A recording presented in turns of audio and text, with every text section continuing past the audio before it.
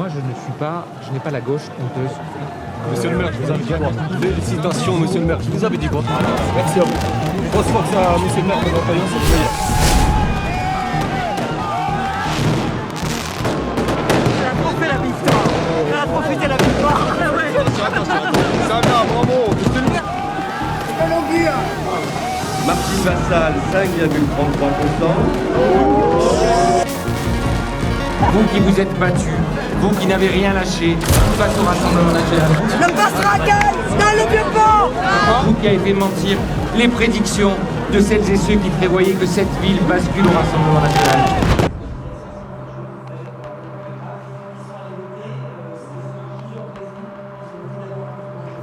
Donc, on a dit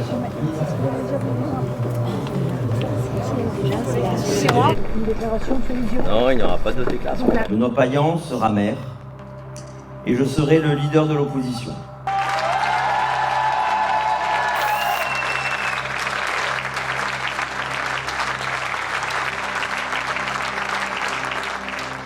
Je suis une femme d'honneur, je suis une femme de conviction, je n'ai jamais trahi, je n'ai jamais failli, et les maires le savent.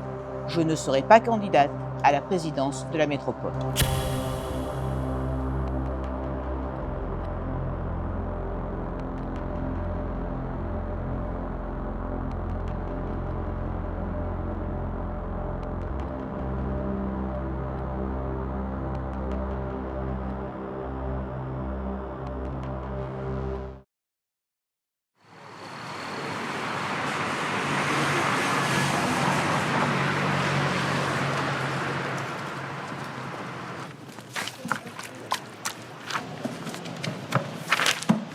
C'est en plus la 10 millième affiche que je... Même pas 10 millième, mais au moins la 5 millième que je cote. Marseille, je t'aime et je serai candidate une jeunesse municipale.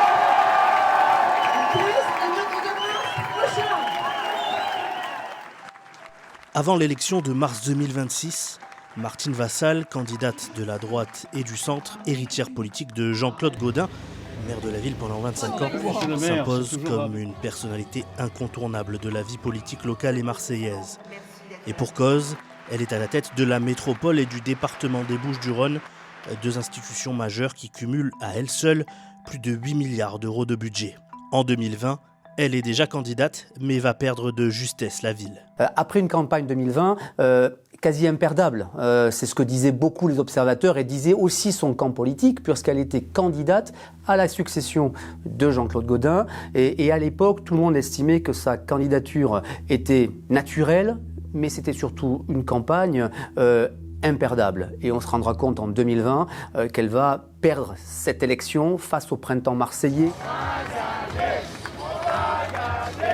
Elle se lance rassemblée en septembre 2025 avec une équipe aussi large que possible.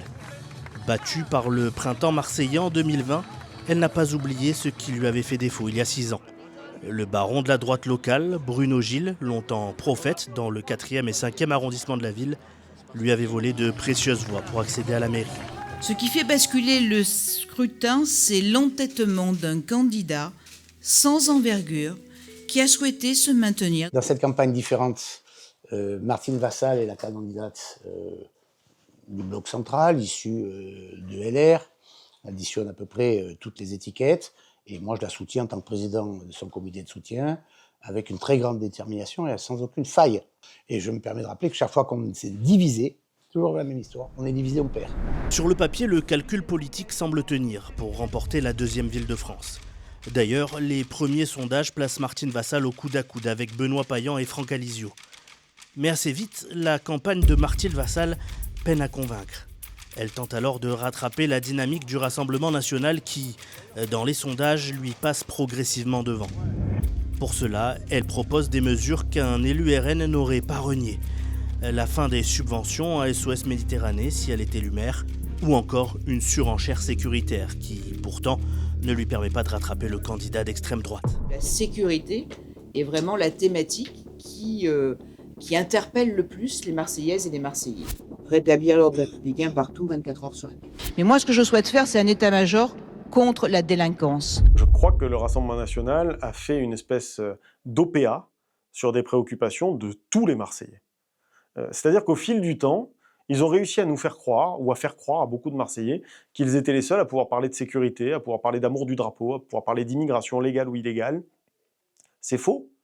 Quand certains de mes amis me disent « Oui, mais vous faites une campagne à droite, vous parlez de sécurité. » Oui, on parle de sécurité. On parle de sécurité parce que tous les Marseillais l'attendent. Et c'est justement parce qu'on a trop longtemps laissé aux extrêmes, aux héritiers de Jean-Marie Le Pen, aux héritiers de Vichy, on leur a laissé le champ libre pour parler de sujets qui intéressaient tout le monde. On va arrêter de se foutre de la gueule du monde.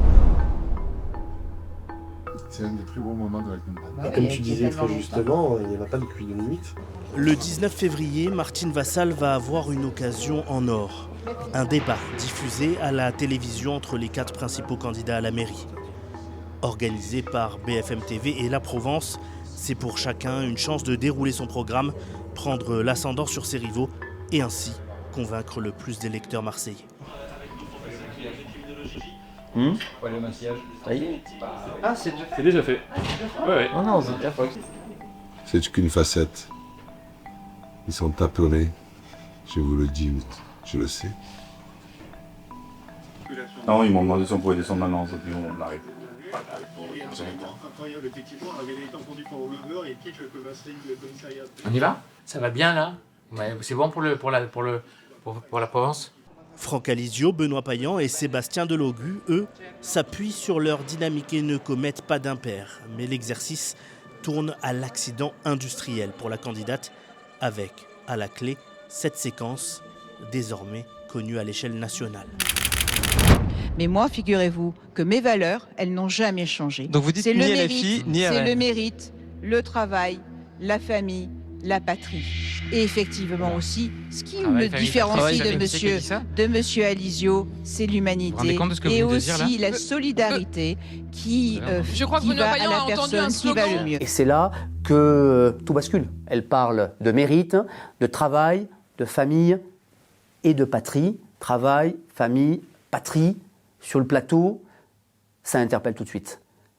Parce qu'on se rappelle tous de la devise du pétainisme, de Philippe Pétain. Ça nous renvoie immédiatement aux années 40. Alors que les lumières s'éteignent, alors que chacun est en train de quitter sa loge, la loge de Martine Vassal, entourée de son directeur de la communication, de ses plus proches, elle aura dans la voiture un coup de fil de Renaud Muselier, qui lui dira réellement ce qu'il pense. Oui, elle peut faire une erreur. Oui, elle peut se mélanger les pinceaux. Oui, elle peut être prise de fatigue, de trac, de lassitude. Mais alors même qu'elle est relancée par Benoît Payan sur le sujet, elle ne peut pas commettre cette nouvelle erreur. Et ça, on sait que Renaud Muselier est très en colère. Je vous ai connu quand même beaucoup plus... Cette erreur s'ajoute à une campagne qui ne décolle pas et à un flou entretenu concernant le ralliement avec le Rassemblement national sur les antennes de Sud Radio en décembre. Martine Vassal va finir par perdre une partie de son électorat qui s'étire à l'origine de la droite dure au centre. Dans une partie de son électorat, macroniste, centriste, on s'est dit choqué par cette course à l'échalote, par cette course derrière le Rassemblement national. Pour les macronistes, pour les centristes, les gens modérés, pour l'électeur modéré, ça ne pouvait pas être compatible avec la campagne et le programme de Martine Vassal. Même ce matin, je t'ai dit, tu sors un tract, mais les gens en fait réagissent tout de suite, quoi. C'est l'enthousiasme. C'est allez, ne lâchez rien, on y croit, ça va le faire. L'électorat de la droite et du centre n'est pas le seul à fuir. Un véritable exode des élus de droite vers l'extrême droite s'opère. Le parti à la flamme parvient à recruter une vingtaine d'élus issus du camp de Martine Vassal. Parmi les plus illustres, Jean-Baptiste Rivoalan et Olivier Rioux, tous deux anciens proches de Vassal, désormais adhérent à l'UDR pour le premier et au Rassemblement national pour le second depuis 2024. Olivier Rioux est même devenu l'architecte de ce passage à l'extrême droite en orchestrant un véritable mercato politique. Il y a des politiques aujourd'hui qui considèrent que les convictions, que l'engagement, ce n'est pas l'alpha et l'oméga de la politique, qu'il faut survivre. Combien de fois, monsieur, j'ai entendu ce mot autour de Martine Vassal de « nous sommes des survivants de la politique ». Eh bien moi, c'est tout ce que je déteste. Nous, les gens on les a convaincus de venir avec nous. Vous me parlez de Jean-Baptiste Rivoalan, on les a convaincus en réalité par notre sincérité, par notre volonté de changer les choses, par notre volonté de rassembler. Franck Alizio, par sa personnalité, au Rassemblement National, alors qu'hier, effectivement, le Rassemblement National, par ceux qui l'incarnaient, pouvait quelque part cliver. Eh bien, Franck Alizio, par sa personnalité, par son tempérament rassembleur, parce que c'est quelqu'un qui est solide, parce que c'est quelqu'un qui est cultivé, parce que c'est quelqu'un qui a une vision pour la prochaine génération et pas pour la prochaine élection, eh bien, je peux vous garantir qu'à chaque fois qu'on a rencontré un de ces élus, ils se sont laissés convaincre. Une tendance classique de la vie politique, c'est-à-dire que lorsque vous n'avez pas la place qui est la vôtre et que vous êtes finalement sans colonne vertébrale et que vous êtes capable de passer d'une crèmerie à l'autre, bah, finalement vous allez chercher la place ailleurs. Et donc il n'y a rien d'exceptionnel. Déjà dans les années 80 et 90, vous aviez des gens du RPR et de l'UDF qui passaient au Front National de Jean-Marie Le Pen. C'est exactement la même chose. À ce tableau déjà bien sombre pour l'élu de la droite, le duel Payan-Alizio prend de l'épaisseur, sondage après sondage. D'autant plus que le maire sortant n'hésite pas, dès le début de sa campagne, à installer un véritable match entre l'extrême droite et sa liste de gauche. On a voulu dès le départ instaurer un duel. Payan-Alizio. Et Payan l'a instauré aussi. Il n'y a pas d'autre ville en France de cette ampleur-là qui va vivre le combat que nous allons devoir mener contre le Rassemblement national. On vient vous saluer. Je viens vous faire une visite de Vous étiez député. Je suis votre député. Et Olivier Rioux, pardon. le candidat du Rassemblement National pour le secteur avec Franck Alizio. Face au danger national, plus personne n'aura le choix. Ça sera nous ou le chaos. Ils portent en eux une forme de haine et la haine ça marche. Hein. La haine des musulmans, la haine des arabes en fait. On se dit les choses, on peut être cash en fait. Ouais, ça suffit. Tout va bien ? Tout va bien. Dès juin 2025, le candidat du Rassemblement National proche de Marine Le Pen entre en campagne. L'objectif de l'ancien sarkozyste est clair, rassembler le plus largement possible autour de lui pour concurrencer la candidate de la droite et du centre et imposer un face-à-face avec Benoît Payan. Franck Alizio, c'est un élu et une personnalité du Rassemblement National, mais c'est surtout un homme de droite. Puisqu'il a été à l'UMP, il a été sarkozyste, il a incarné les jeunes et la génération jeune de Nicolas Sarkozy avant de rejoindre, comme beaucoup de relais de la droite, le Rassemblement National, de se rapprocher de Stéphane Ravier à Marseille, avant de quitter le conseil municipal pour être député et de revenir en 2026, après le retrait de Stéphane Ravier de la course au municipal. Mais il a pour lui d'être cette essence même de la droite qui a rejoint le Rassemblement National et qui illustre assez bien ce qui se passe sur le terrain partout en France. C'est-à-dire une droite qui se mélange au Rassemblement National pour porter un discours de droite, c'est ce qu'on appelle la dédiabolisation. La dédiabolisation du RN à l'échelle nationale profite pleinement aux députés de la 12e circonscription des Bouches-du-Rhône. Mais s'il est aussi régulièrement donné au coude à coude avec Benoît Payan dans les sondages, c'est aussi parce qu'il soigne son image, notamment auprès de la communauté juive de Marseille, la 3e d'Europe forte de 80 000 personnes, derrière Londres et Paris. En septembre 2025, il participe au dîner du CRIF local par l'intermédiaire de Michael Salfati, restaurateur marseillais et 29e sur la liste du RN. Une présence qui aurait été impensable il y a encore 10 ans, lorsque Louis Alliot, alors vice-président du parti, revendiquait l'honneur de ne pas participer à ce dîner mondain. Symbole de cette évolution, la présence en 5e position sur la liste de Samuel Benamou, ancien vice-président du CRIF Marseille-Provence. Si vous faites état de certains propos qui ont été tenus ou du caractère radical du Front National, j'en suis conscient, je le connais. En revanche, depuis le 7 octobre 2023, ce que je constate, c'est que l'antisémitisme, il vient plutôt de la gauche. Le Rassemblement National a eu un soutien sans faille des Juifs de France. Ça, c'est une certitude. Ce que je regarde, c'est aussi la possibilité d'agrégation à LFI. Donc le seul parti où je suis sûr qu'on ne va pas s'agréger avec LFI, c'est le Rassemblement National. Je constate qu'après l'annonce de mon ralliement dans le journal La Provence, j'ai eu plus de 600 messages. J'ai eu que 2 messages des LR. Si une partie de la communauté juive est séduite, d'autres prennent leur distance. À la veille du second tour, une tribune publiée dans Le Monde par des membres de la société civile marseillaise affirme clairement « Le RN ne sera jamais leur allié ». Dans le même temps, une partie des chefs d'entreprise voit en Franck Alizio un candidat crédible. Selon un sondage interne du MEDEF, réalisé début février et révélé par nos confrères de Challenge, 30% des patrons se disent prêts à voter pour le candidat du parti fondé par Jean-Marie Le Pen. Un niveau bien plus élevé que dans des villes voisines comme Aix-en-Provence ou La Ciotat.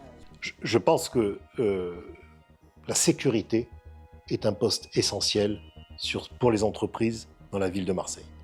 Et la sécurité est portée au niveau national, actuellement, par le Rassemblement national. C'est pas un scoop de dire que Marseille est compliqué.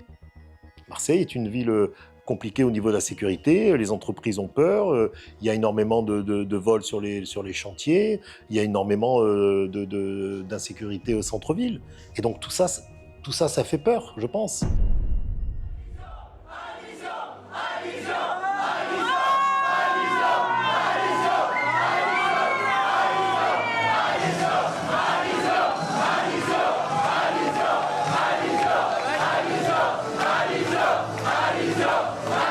Si la stratégie du Rassemblement national fonctionne auprès d'un électorat traditionnellement acquis à la droite, Franck Alizio et ses alliés restent un repoussoir pour une large partie de la ville, comme le montre l'accueil hostile de ses étudiants pour le candidat et ses alliés venus rencontrer les habitants près de la porte d'Aix. On est à l'école ici, je sais pas, tu es à l'école, le soir tu rentres chez toi. Le déclic de bourgeois. Non, mais arrête de bourgeois. Moi je suis un fils d'ouvrier, tu vois. Oui, bah oui, mon père est fort bien. Moi je suis bourgeois.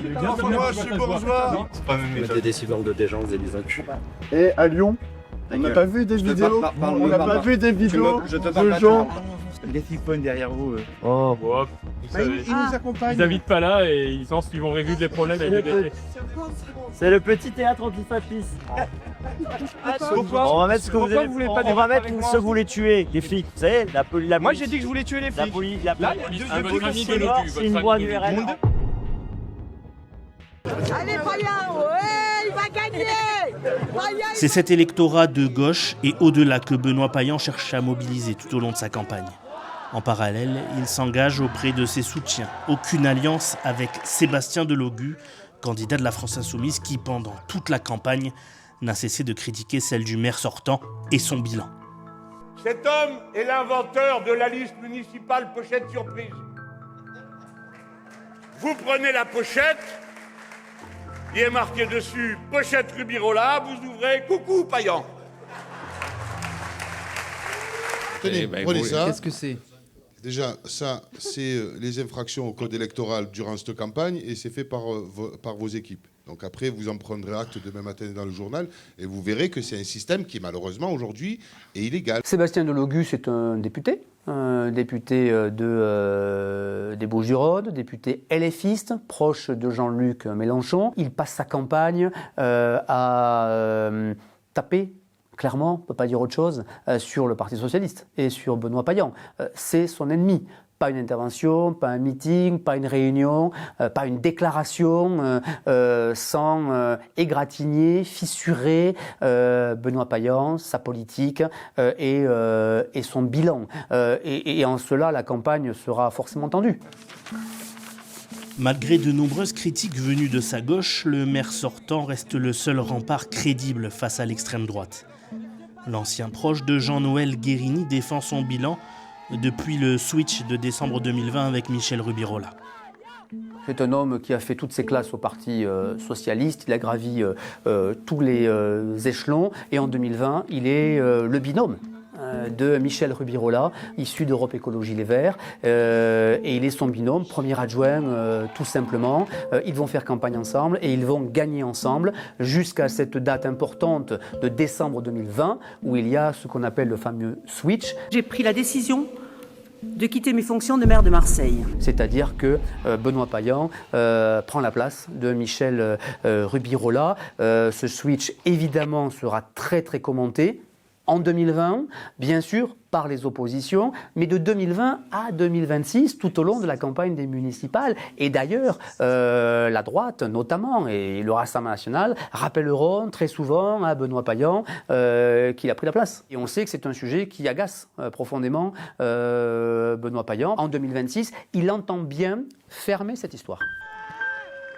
Pourtant, en interne, certains élus comme Christine Just dénoncent une gouvernance excluante de Benoît Payan.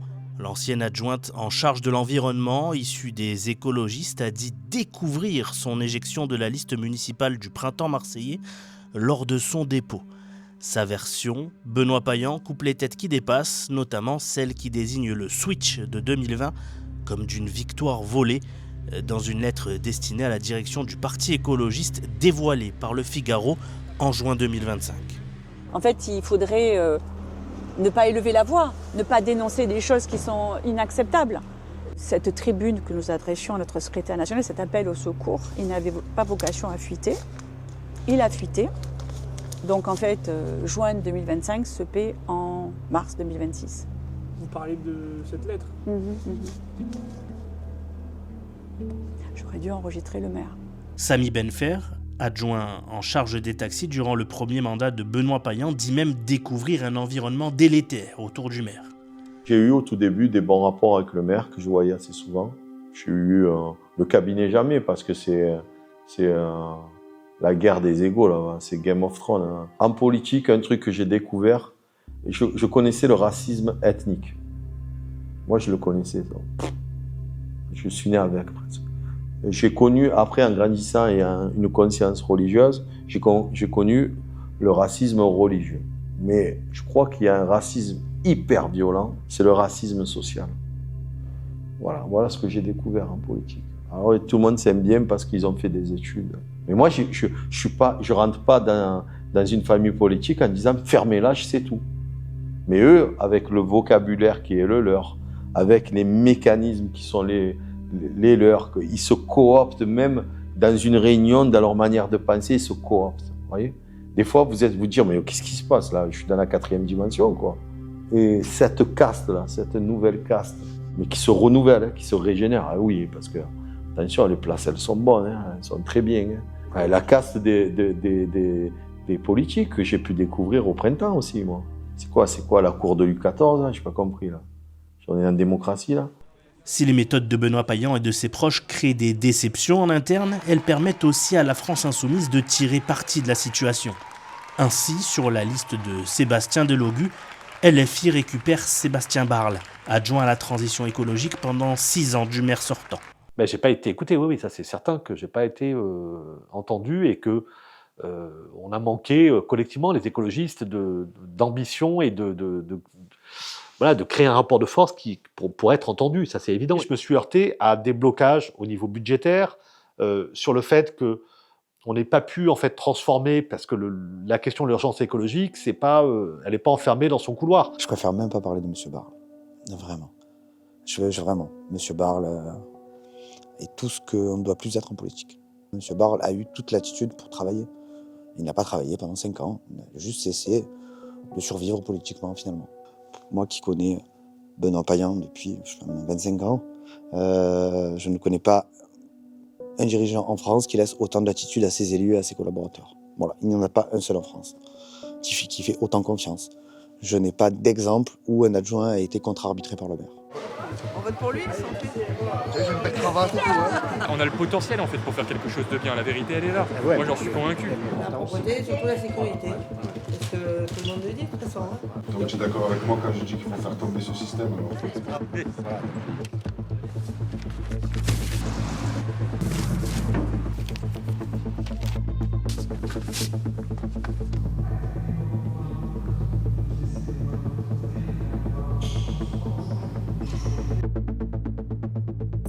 À voter. À voter.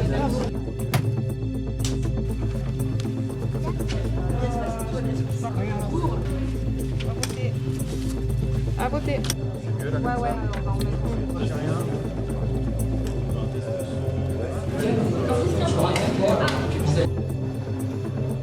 Pour l'instant, il y a 10% des bureaux, donc il y a 10% des bureaux dépouillés. Non mais bien sûr, si vous voulez des bons.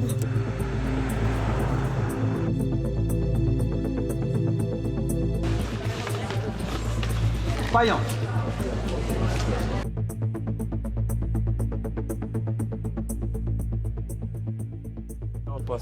Le choc de fou, vous en pensez le choc. Oui, je me suis dit cette fois une fois.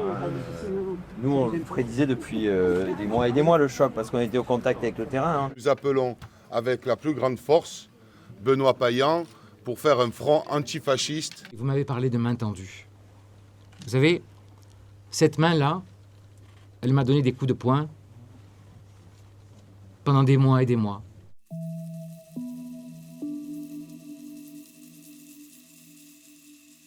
Dans l'entre-deux-tours, il prend une décision forte. Il refuse l'alliance avec LFI, qui le lui propose. Sébastien Delogu, tout au long de la campagne, va considérer que si le danger c'est l'extrême droite, la gauche doit se réunir au soir du premier tour. Benoît Payan a la ligne claire, déjà. Il dit à l'électeur, pas de tambouille, pas de cuisine, j'y vais seul. Et si LFI veut se maintenir, ça sera de sa responsabilité. Nous n'avons eu que de la violence qui consiste à dire ah ben maintenant ça y est on s'aime, alors ça y est je ne suis plus l'ennemi. Ça c'est tacticien, ça c'est politique, c'est politicien, parce que dans beaucoup de villes en France où LFI et le PS se sont alliés face aux macronistes, face à la droite, cette même alliance a perdu. Nous prenons la décision de retirer notre liste et de ne pas participer au pari inconséquent de Benoît Payan.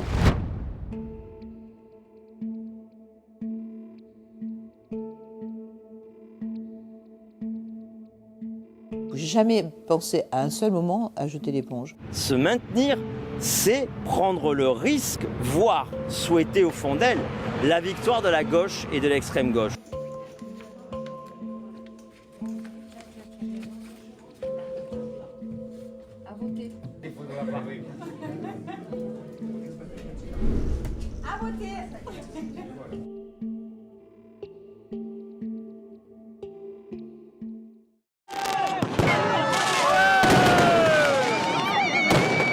Benoît Payan remporte largement la mairie de Marseille avec 54,34% des voix devant Franck Alizio à 40,29%.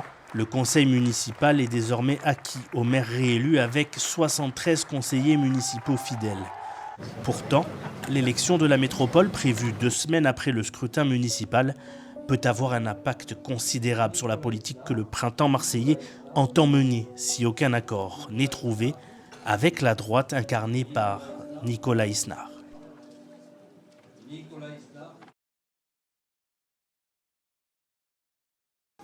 Ont obtenu Florence Masse, 17 voix, Stéphane Ravier, 32 voix, Gabi Charoux, 22 voix, Jean-Claude Gaudin, 152 voix. La métropole, créée en 2016 par Jean-Claude Gaudin, est une institution regroupant 92 communes provençales. Gouvernée durant 8 ans par Martine Vassal, elle sera, durant tout le mandat de Benoît Payan, le théâtre de bataille politique entre la droite et la gauche marseillaise. La métropole porte un certain nombre de thématiques, de prérogatives qui sont importantes dans la vie quotidienne des gens. On pense à la propreté, on pense évidemment à la question des transports. Il y a aussi le développement, l'attractivité de ce territoire, qui est aussi un des sujets importants. Et pour autant, beaucoup considèrent pendant cette campagne que cette métropole n'est pas suffisamment efficace. Et oui, il faut dire, c'est M. Payan qui a tout le temps dit ça. C'est-à-dire que dès que quelque chose va bien dans la ville, il se l'approprie. Dès que quelque chose va mal, il dit non, mais vous comprenez, c'est pas moi, c'est forcément l'autre. En vérité, les Marseillais n'en peuvent plus de ça en général. Ça a été transformé en outil politique au service de Mme Vassal, pour garder le conseil général d'ailleurs. Mais finalement, tout ça est géré comme si on gérait un club de boules, quoi. Ah, tiens, un peu toi. Tiens, c'était pas toi la dernière fois, c'est toi cette fois-ci. Non, mais on est où, là? On est où? Enfin, je sais pas. On parle quand même de la deuxième métropole de France. Hein. C'est pour mettre fin à une métropole jugée inefficace que la plupart des conseillers métropolitains se sont mis d'accord pour élire Nicolas Isnard. Avec 199 voix sur 238, le maire de Salon-de-Provence succède à Martine Vassal à la tête de l'institution métropolitaine. Il annonce vouloir une métropole des maires, mettant fin aux disputes pour une poubelle jaune ou un abribus, et promet d'être plus consensuel que la précédente présidente. Exclus du pouvoir métropolitain, les élus de gauche marseillais obtiennent 5 vice-présidences, dont le poste de premier vice-président, un signe que les temps ont changé. Benoît Payan et Nicolas Isnard, qui tout au long des jours précédents vont beaucoup discuter de la gouvernance. Parmi les vice-présidents, il y a 5 vice-présidents du printemps marseillais, de Marseille, donc de la majorité de Benoît Payan. Chacun a fait un pas. Parce que la donne a changé. Pendant les 6 dernières années, on voit bien que ça a été des combats dont seuls les Marseillais ont été les victimes et je le déplore fortement. La page est tournée. Avec la fin des conflits entre la métropole et la ville, Benoît Payan dispose désormais de 7 années pour mettre en œuvre son programme. Parviendra-t-il à mettre fin aux problèmes du quotidien des Marseillais et ainsi les réconcilier ?